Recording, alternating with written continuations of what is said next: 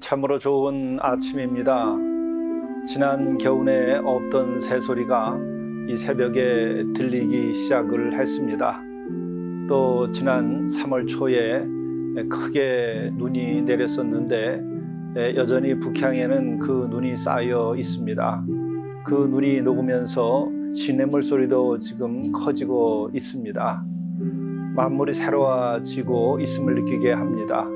우리도 오늘 하루 새로운 소망과 즐거움을 가지고 오늘 하루의 길을 주님 따라서 함께 갈 수 있으면 참으로 좋겠습니다. 여러분과 주께서 함께 하시기를 간절히 바랍니다. 함께 묵상하시겠습니다. 온전한 사람을 살피고 정직한 자를 볼지어다. 모든 화평한 자의 미래는 평안이로다. 범죄자들은 함께 멸망하리니 악인의 미래는 끊어질 것이나 의인들의 구원은 여호와로부터 나오나니 그는 환난 때에 그들의 요새이시로다. 여호와께서 그들을 도와 건지시되 악인들에게서 건져 구원하심은 그를 의지한 까닭이로다. 자비로우신 주님, 저희들이 심히 부족하오나 그러나 주 앞에서 온전한 사람이 될 수 있도록 예수 그리스도의 보혈의 은혜에 의지하게 하시고 예수 그리스도의 사랑과 말씀을 따라 살아갈 수 있도록 인도하여 주옵소서. 또한 주 앞에서 정직한 자가 되어서 주님께서 우리를 용납하시고 또한 우리가 죄가 있을지라도 그 죄를 피하지 아니하고 주께 고백하며 새 사람 되도록 인도하여 주옵소서. 또한 모든 의인들을 구원해 주시고 또 이 땅에서 의를 위하여 주의 이름을 위하여 헌신하는 모든 사람들을 지켜주시고 주님께서 오늘 하루의 길도 인도하여 주옵소서. 우리 구주 예수 그리스도의 이름으로 간절히 구하옵나이다. 아멘. 성경 말씀 마태복음 5장 27절에서 32절 말씀입니다. 또 간음하지 말라 하였다는 것을 너희가 들었으나 나는 너희에게 이르노니 음욕을 품고 여자를 보는 자마다 마음에 이미 간음하였느니라. 만일 내 오른 눈이 너로 실족하게 하거든 빼어내버리라. 내 백체 중 하나가 없어지고 온몸이 지옥에 던져지지 않는 것이 유익하며 또한 만일 내 오른손이 너로 실족하게 하거든 찍어내버리라. 내 백체 중 하나가 없어지고 온몸이 지옥에 던져지지 않는 것이 유익하니라. 또 일러스되 누구든지 아내를 버리려거든 이혼 증서를 줄 것이라 하였으나 나는 너희에게 이르노니 누구든지 음행한 이유 없이 아내를 버리면 이는 그로 간음하게 하며 또 누구든지 버림받은 여자에게 장가드는 자도 간음함이니라.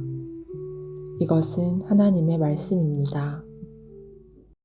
오늘 우리에게 주시는 하나님의 말씀은 마태복음 5장 27절부터 32절의 말씀입니다.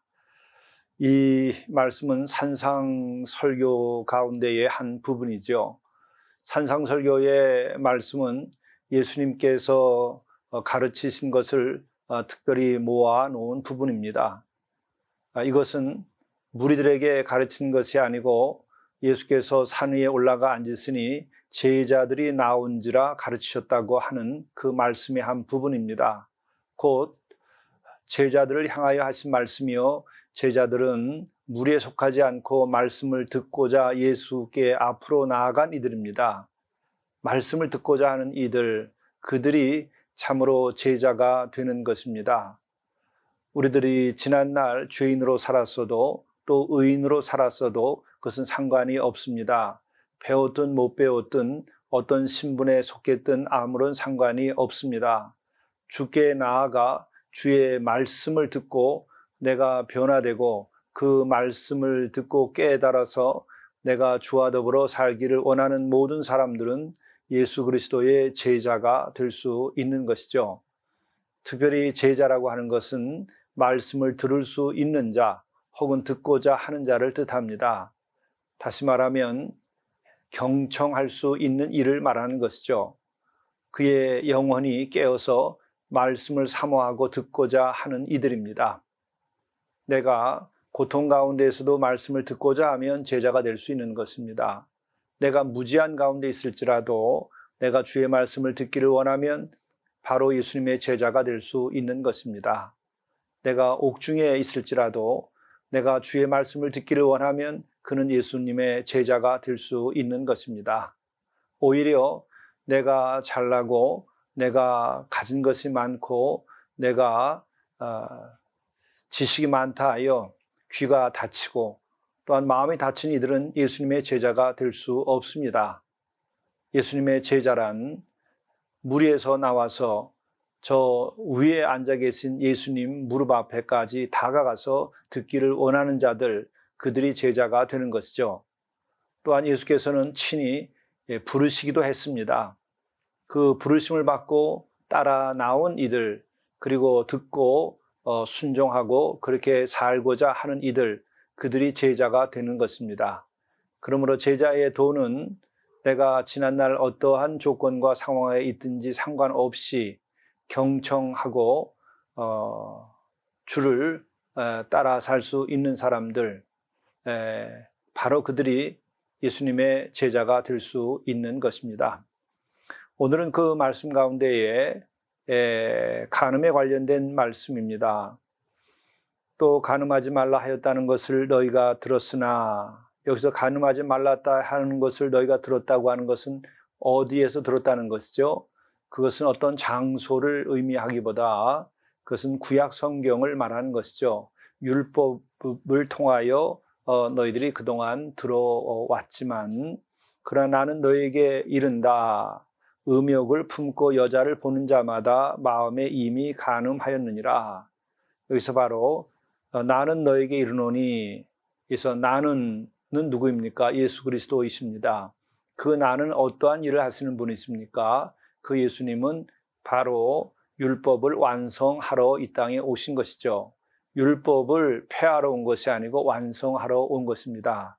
그래서 나는 너에게 이르노니, 곧 내가 율법을 이제 완성하노니 이 간음에 대하여는 이렇게 행하라 하는 것이죠. 음욕을 품고 여자를 보는 자마다 마음에 이미 간음하였느니라.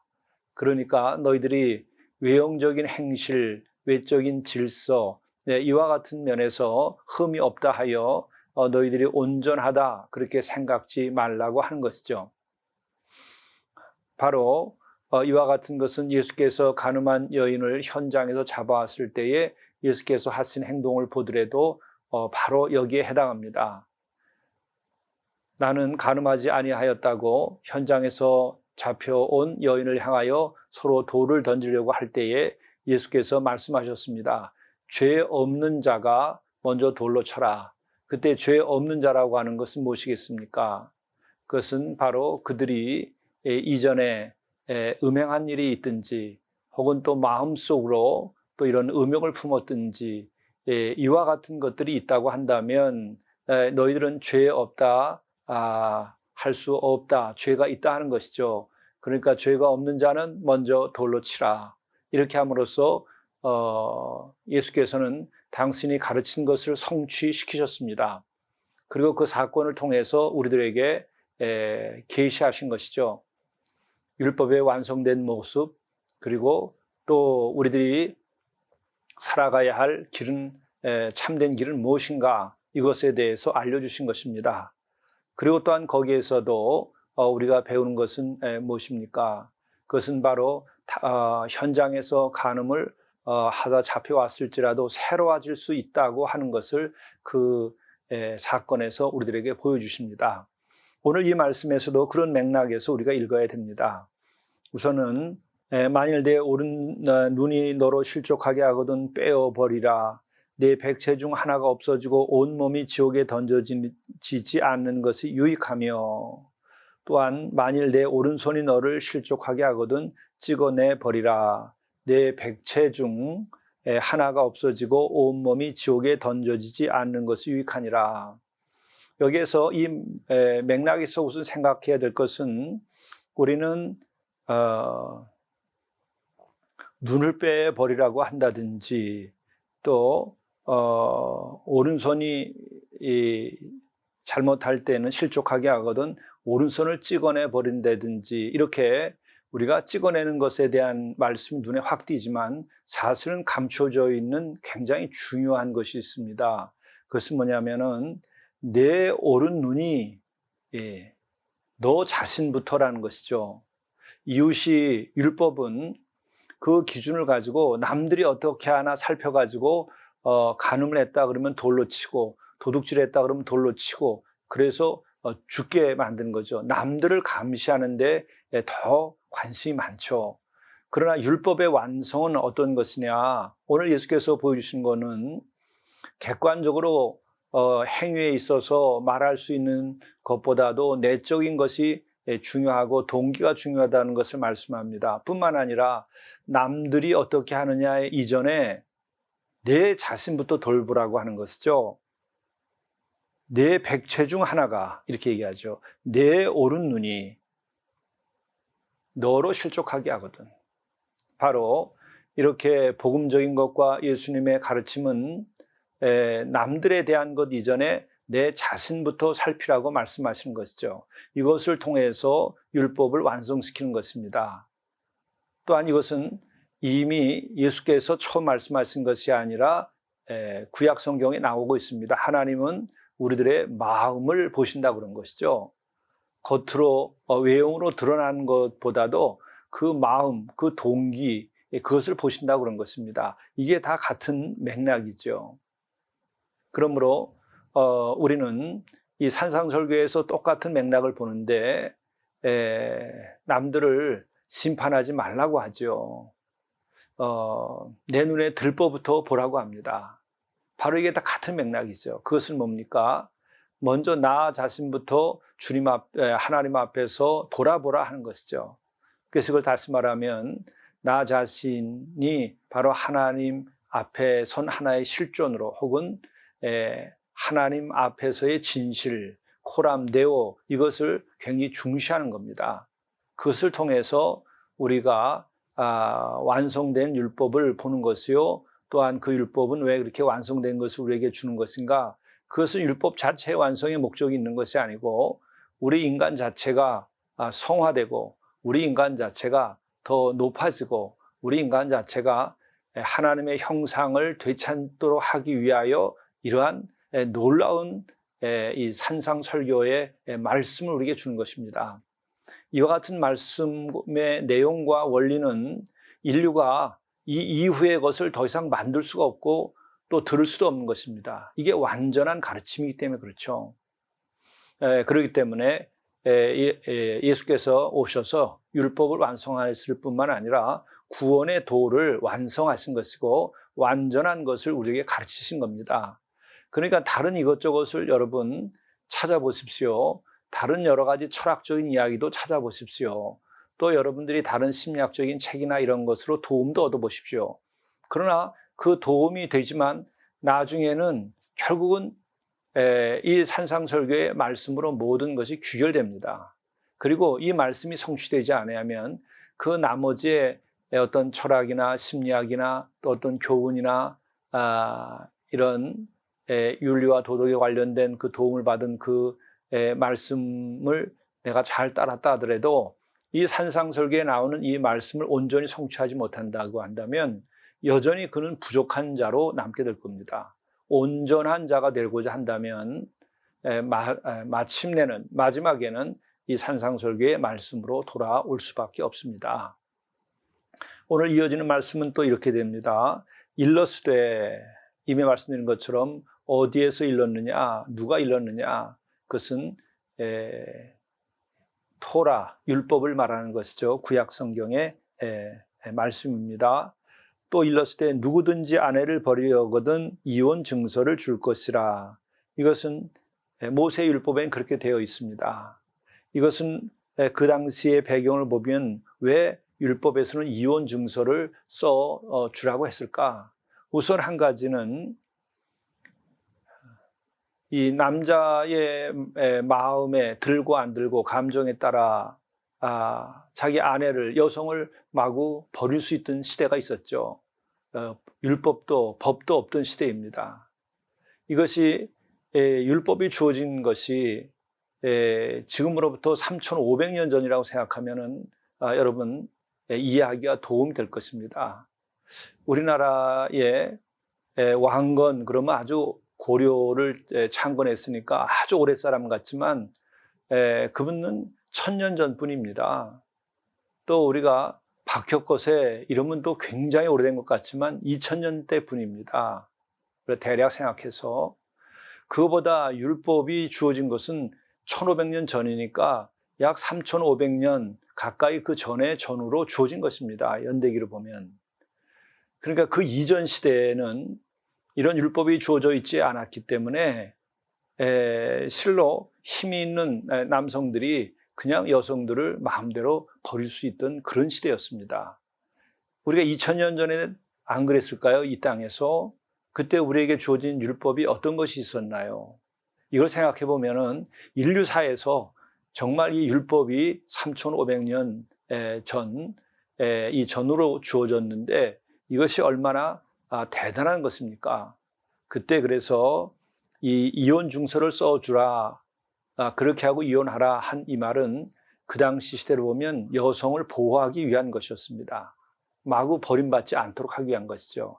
그리고 또 하나는 여성의 나름의 권익을 위한 것입니다. 이혼 증서가 주어졌으면 재혼할 수 있는 기회가 주어지는 겁니다. 그 당시에 이혼 증서가 없이는 다른 이와 살았었다고 하는 이유 때문에 재혼할 수가 없는 것이죠. 그렇게 버림받고 장래의 운명이 어려움을 겪은 이들이 수도 없었던 것이죠. 그래서 모세의 율법에 하나님께서는 그 시대의 상황에 그 미몽의 시대죠. 그때에 말씀을 계시하여서 율법에 이혼 증서를 써줘서 질서를 잡고 인권을 나름 이렇게 보호한 것입니다. 그런데 예수께서 오셔서는 뭐라고 얘기하느냐?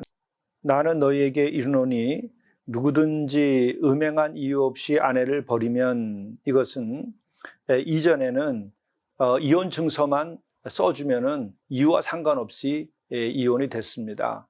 그러나 예수께서는 음행한 이유 없이 아내를 버리면 안 된다. 이혼 증서 써줄 수 있는 조건은 음행일 경우에만 가능하다. 이렇게 해서 제한을 둔 것이죠. 그리고 또한 그것을 통해서 여성을 보호하고 아내를 보호한 것입니다. 그리고 동시에 누구든지 버림받은 여자에게 장가드는 자도 가늠함이라. 여기서 주어지는 이 말씀의 언어 지향성, 목표는 무엇인가? 그것은 혼인한 남녀, 이 부부간의 관계를 귀중하게 유지하도록 하기 위해서 이와 같은 말씀을 하는 것이죠. 또한 가정은 하나님의 섭리에 속하는 것입니다. 창세기에 보게 되면 남녀를 통하여 가정을 하나님께서 세우신 것이죠. 그렇기 때문에 이 가정을 지키도록 소중히 여기도록 하기 위하여 이와 같은 말씀을 한 것입니다. 우리가 이 같은 맥락에서 오늘의 이 말씀을 잘 이해해야 할 것입니다. 그리고 또 한 가지는 우리가 인간이 세상을 살면서 정말 중요하고 소중한 것이 무엇인가, 그것에 관련해서 이 산상설교는 그 주제에 대하여 말씀하고 있고 또 그 율법에 대하여 완성하고 있는 것입니다. 그 중에 하나가 바로 오늘 이 남녀 간의 올바른 관계 그리고 가정을 지키는 일에 대하여 말씀해 주고 있는 것이죠. 이전에는 선행에 대한 말씀을 하셨고 기도에 대한 말씀을 하셨고 또 나중에는 화해, 용서에 대한 말씀을 하셨죠. 이와 같은 주제는 인간이 세상을 살면서 가장 중요하고 또 이게 지켜야 할 그런 규범들이기 때문에 예수께서는 산상설교에서 이 같은 말씀을 하신 것입니다. 그러므로 산상설교에 나오고 있는 이 가르침의 주제들은 우리 인생에서 가장 소중한 줄을 알고 이것에 대해서 우리가 묵상하고 지켜나가도록 해야 할 것입니다. 기도하시겠습니다. 자비로우신 주님, 우리들의 마음을 지켜주시고 우리의 마음을 정결케 하여 주시고 성령의 감동과 감화로 인도해 주셔서 우리가 육의 탐욕에 음욕에 빠지지 아니하게 도와주옵소서. 우리가 육에 속한 자들이라서 참으로 이 같은 몸의 욕망에 약하고 또한 흔들리고 이 세상 자체가 참으로 그렇게 육적인 세상이 되어버렸기에 더더욱이 믿는 이들도 이것을 넘어서기가 어려운 가운데 삽니다. 주님께서 친히 우리들의 마음을 정화시켜 주시고 성령의 뜨거운 거룩한 마음으로 우리 자신들이 나날이 성화되어 나가게 도와주시고 또 깨끗한 마음을 가지고 살게 도와주시고 순결한 마음을 가지고 살아갈 수 있도록 인도하여 주옵소서. 뿐만 아니라 우리들이 누구를 정죄하기보다 나 자신을 돌이켜보면서 주의 뜻을 따라 살아가도록 인도하여 주시옵소서. 우리 주 예수 그리스도의 이름으로 간절히 기도드리옵나이다. 아멘.